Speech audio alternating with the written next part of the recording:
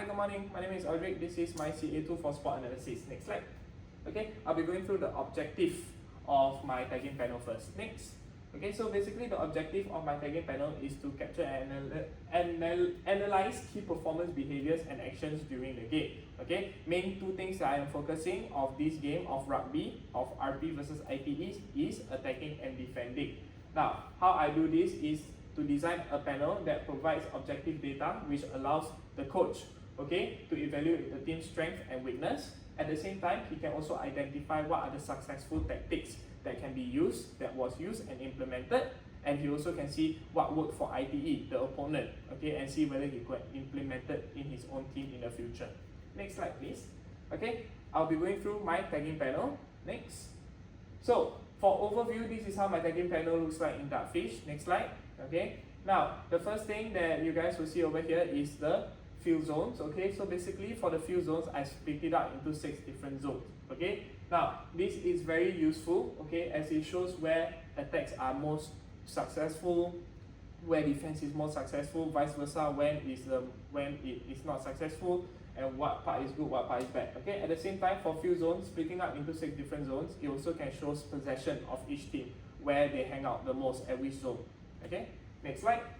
Now, this is to tag the teams. Quite straightforward. What teams, what actions. Okay, next one. Okay, this is attacking actions that I have in my tagging panel. First one at the top, red color, attacking actions is pass and breakthrough. Okay, these are the 2 main attacking actions that I planned out in the initial part. Okay, now passes, okay, there will be a type of pass. Okay, so after passes there will be type of pass, whether it's pop, spiral or dummy. Okay, and then I also have another tagging which shows whether it was successful or unsuccessful. Okay, at the same time from breakthrough, okay, I have listed down the different type of breakthrough actions. Okay, so breakthrough essentially is when the player gain distance past the defense line. Okay, so breakthrough usually happens off a set piece play, open play, okay, or it can be because the opposition missed tackle. Okay, now this is helpful to evaluate attacking efficiency, ball progression, as well as the accuracy of the passes of the different teams. Next one. Now, I will be talking about defensive actions. So for defensive actions, same thing, is 2 main actions. One is jackling, where after a tackle, you can contest for the ball on the ground. Okay, the other one is tackle, quite straightforward. Okay, for outcome of tackle, same thing, is whether successful, unsuccessful, or if let's say it's a dangerous tackle, it might concede in a penalty to the other team. Okay, for jackal outcome, also similar, you have successful, unsuccessful, or conceded penalty. Okay, now this is useful, okay, for the coach for RP because it can tell whether the team is effective in defense, okay, whether they are struggling, whether they are losing possessions. It can also tell the turnover rate of how good the defense is of the team and whether the team is giving away too much penalty or giving too many advantage to the opponent, vice versa. Next one. I'll talk about penalty as mentioned. Okay, now penalty is quite straightforward. At the top, penalty to ITE means RP considered the foul. Okay, and penalty to RP means ITE considered the foul. Okay, vice versa. Okay, at the same time, I also list out the reasons of how the penalty happened. It can either be a high tackle, hands in ruck, that is in a ruck. Okay, offside, foul play, and if the tackler is not releasing the ball or if the ball carrier is not releasing the ball as well.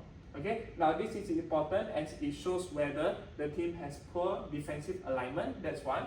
Okay, you also can tell whether the team has poor tackling techniques, causing high tackles and causing a foul. Okay, and in general disciplinary issues, whether the players are rowdy or whether they play dirty.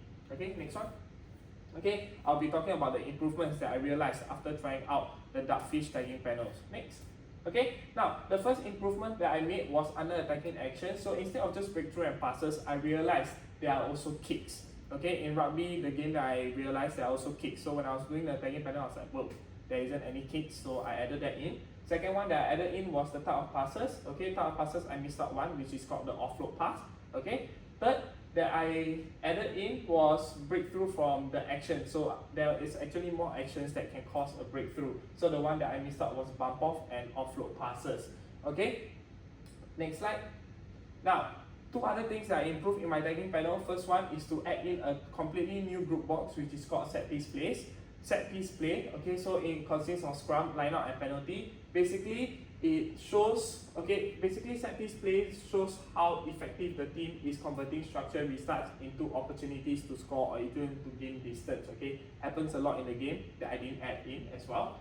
Next one to improve was adding the different type of kicks. Like I mentioned just now, I didn't expect the game to have some kicking game in rugby, so I mixed it up and I added in the different type of kicks to show how effective kicking is in rugby. Okay, next slide. That's all. Thank you. Have a nice day.